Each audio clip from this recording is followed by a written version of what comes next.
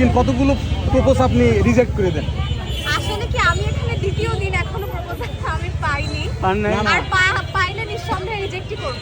কেন আপু রিজেক্ট করবেন কেন? কারণ প্রথম দেখায় কোনো মেয়েকে যে পছন্দ করে সেটা কখনোই আসল পছন্দ হতে পারে না।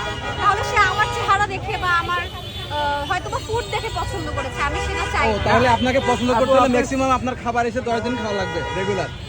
আমাকে পছন্দ করতে হলে আমার ব্যাকগ্রাউন্ড, আমার সবকিছু জেনে স্যাটিসফাইড হয়ে তারপরে পছন্দ করতে হবে। আন্তাজি দেখে এসে পছন্দ করে ফেললে তো আমি মানবো না। আপু এরকম যদি হয় আপনার এই কয়েকদিন ঘুরে তারপরে প্রস্তাব দেয় যদি দেখে, তাহলেও মানবো না। কেন? তার মানে হচ্ছে না না না না আপুর আছে তাহলে, ওইটাই হ্যাঁ না না ওরকম না আপু আছে, হ্যাঁ? আশা করি করবে না।